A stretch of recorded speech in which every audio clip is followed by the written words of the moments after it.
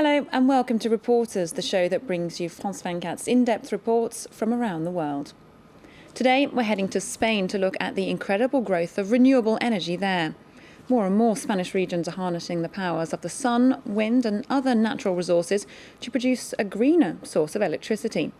The result, as you'll see, is swathes of solar panels and huge wind farms cropping up around the Spanish countryside. The push for renewable energy is being driven by Spain's government, which has been heavily subsidising developments. In just a moment, I'll be speaking to journalist Bertrand Aguirre, but first take a look at this report, which starts off in Spain's sun-drenched south. What you see here is neither a mirage nor an hallucination. These towers do really exist. They stand proudly in the Andalusian countryside at Sanlucar. This is the PS20 plant with a 20 megawatt capacity. It's the biggest solar thermal plant in the world. There are more than 1,250 reflectors in these fields. Like sunflowers, they follow the sun's rotation from sunrise to sunset. These heliostats are 12 metres wide and 10 metres high, which make a reflective surface of 120 square metres. That's about the same surface area as a house? Absolutely. With that space, one could make a kitchen, a sitting room and bedrooms. These reflectors all point to the same thing: a water tank found in the top part of the tower. As a result of the sun's rays, the water is heated to boiling point, creating steam. The steam comes down from the tower to this building in front of us where the turbines are housed. Once the steam has been made, it's the same procedure as in conventional plants. That is to say, the steam makes the turbines rotate, which makes electricity. For a little over a year now, the Sanlucar plant has created enough electricity to supply 70,000 homes, the equivalent of a town of 200,000 people. Sanlucar comes from Sanlucar, which means city of the sun. Indeed, centuries ago, there was a temple here dedicated to the sun. One could say the name fits like a glove. Today, there is no longer a temple, but the followers remain just as numerous. 90% of Sanlucar's residents use solar energy. Go on, feel it. It's hot. It is. Go on, look. It's really very hot. This is Manolo. His water is heated here on the roof of his home. 2 solar panels connected to a water tank. An extremely efficient system, thanks to the 300 sunny days per year. The regional government of Andalusia subsidises 50% of the cost of installing solar panels. Thanks to the government grants, making a cup of coffee in Sanlucar is a lot less expensive than it used to be.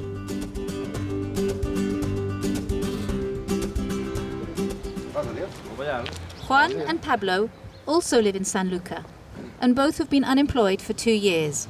We don't have a diploma, no training. We're the first victims of the economic crisis, and because of the crisis, we're the most vulnerable. They're currently training to become solar power technicians. Practically all the students here used to work in construction, a sector that has been particularly hard hit. Builder. Lorry driver. Builder. We had heard about renewable energy, and thanks to this training program, we will be able to change sectors. In any case, we have to adapt. The regional government of Andalusia and the municipality of Sanlucar are convinced that solar energy will be the principal source of employment in the future. We think that about 2,400 new jobs linked to the solar energy industry will be created in this industrial park, the one that's being built. Soland, the brainchild of the local mayor, is a technological park of over 100 businesses, all involved in the solar energy industry. We've started by using 30 hectares, but the total area of the park will be 200 hectares. Good morning. How are you? And there is no lack of potential candidates. Around 100 million euros of private funding have been raised to finance the first stage of construction. In under a year, these fields will have totally disappeared. We are now close to Valencia with Sergio Martin. Sergio is a perfect example of success in the solar energy business in Spain. Built on what was agricultural land, this photovoltaic plant is owned by private investors. Solar energy today is one of the most profitable, and the growth rate is always at two figures, somewhere between 13 and 16%. If Sergio and his associates have made a fortune, it is above all due to the Spanish state that subsidises the price of a solar kilowatt in order to guarantee the cost. 150 kilometres to the south of Madrid, the wind farm of Maranchon stretches over 14 kilometres. This is one of the largest wind farms in Europe, with 104 wind turbines set up here in this almost desertic region. Here we have the same population density as in Siberia, that's to say 1.9 inhabitants per square kilometre. Fernando Marchan has been the director of this centre since its creation in 2006. His wish is to make it a model for the rest of Europe. A European directive prescribes that by 2020, 20% of energy should be renewable energy. In Spain, we are about to reach that objective.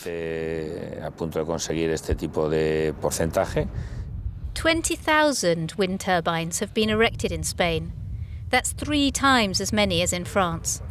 And last March, they produced 21% of the country's energy, a historic peak, making the wind farms the foremost supplier of energy in the country, just in front of nuclear energy. The Maranchon wind farm produces each year energy for 590,000 inhabitants. The equivalent of Bristol and Southampton combined. The advantages are not only ecological. For the small town of Maranchon, it is also an important source of employment. Fernando and Luis have grown up here, and they are 2 of the 100-odd inhabitants who have benefited from this new industry. The wind turbines can operate with winds traveling between 4 meters per second and 25 meters per second. If the wind speed is less than 4 meters per second, no energy is produced. And if the wind speed is greater than 25 meters per second, the turbines stop working as a security measure. Climatic vagaries that are difficult to control. Nevertheless, 3,000 kilometres further south, a small island in the Canaries has perhaps found the solution. El Hierro is constantly subjected to blustery conditions. This German couple, Helmut and Birgit, retirees, moved here about 15 years ago. The 12-volt batteries supply the transformer, that in turn supplies the 220-volt electricity. So in the house, everything's normal. By installing these 2 small wind machines and 4 photovoltaic panels, the Müllers live very comfortably, despite not being connected to mains electricity.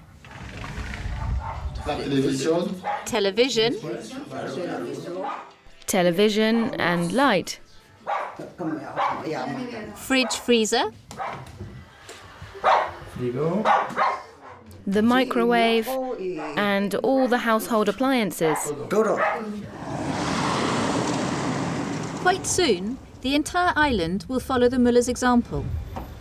Xavier Morales is a member of the local council and is supervising a unique project which will make the island of Hierro the first island in the world to be totally self-sufficient in energy. Our objective is to no longer import petrol, neither for electricity nor for vehicles. Today, the island's electricity is made entirely by this thermal plant. Each year, these 8 enormous generators burn 6,000 tonnes of diesel fuel and spew out 18,000 tonnes of CO2. Soon, this pollution will totally disappear. The electricity plant will be on our left, and this will be equipped with a control room for the supply of the whole plant. The new plant will be supplied with both wind and hydraulic energy. Thomas Padron has been a staunch advocate of this idea for nearly a quarter of a century. This project was started 27 years ago. At first, no one believed in it. Now, at last, it's coming to fruition, thanks to the European Commission. As a result of European funding, this project will at last become a reality. 5 giant wind machines will soon be installed on the crest of the hill and will supply enough electricity for the whole island, with a surplus that will be used to pump hundreds of cubic meters of water up here. In order to store energy, the water must be pumped from sea level up to an altitude of 680 meters. The water will run through these pipes toward the water tank built at an altitude of 700 meters in the crater of an extinct volcano. In this reservoir, we'll be able to store about 500,000 cubic meters of water. Once full, the reservoir will be used like a giant battery. If the wind drops, the valves open and the water cascades down to turn the turbines. The turbines will be over there, right next door to the machines. By December, every town on the island will be supplied by this hydro wind plant. 10,000 people live on Hierro. Terencio manages the main supermarket on the island. Before I always used diesel, but now I prefer electric. It pollutes less, and it's less noisy. Terencio is absolutely convinced. Guillermo runs the hotel opposite and is also watching the construction process with great interest. Something of this size here, I think it's great for the island and for tourism. José Luis is a natural entrepreneur. I'm going to charge the scooter inside. He is also convinced that the future of the island depends on the use of renewable energy. He has even bought 2 electric scooters and plans to rent them out. It's only 40 cents to fully charge the battery, which gives me an autonomy of 100 kilometers. Having clean energy without spending too much is everyone's dream. By the end of 2011, this dream will be a reality for the people of Hierro. Well, we can cross now and join one of the journalists behind that report, Bertrand Aguirre. Bertrand, we saw there a lot of popular support for the advances in renewable energy in Spain. Can we say there's been an eco-revolution in recent years? The term revolution is maybe a bit strong, but we can certainly talk about a real interest in a real policy change. Over the last 20 years, successive Spanish governments have been encouraging very strongly the development of renewable energy. Almost 20 billion euro has been spent in these areas, and there's 60 billion of private money that's been invested as well in building various power plants. Now, there are some impressive statistics about Spain's adoption of solar and wind power, but it still isn't enough by any means to power the whole country, is it? No, it's true. It's quite difficult to believe that in the future, Spain might possibly live totally thanks to electricity produced by renewable energy. This obviously depends too much on the climatic conditions. This being said, there have been some fantastic results, and records have been beaten over the last 2 months in Spain. In March, in both March and April, the wind systems turned at full speed, producing more than 50% of all electricity in Spain. But this is obviously too subject to climatic conditions for this to be predictable. Now, Spain's national and local governments have been financially backing these developments. Is that the reason for their success? Could green energy survive without state aid?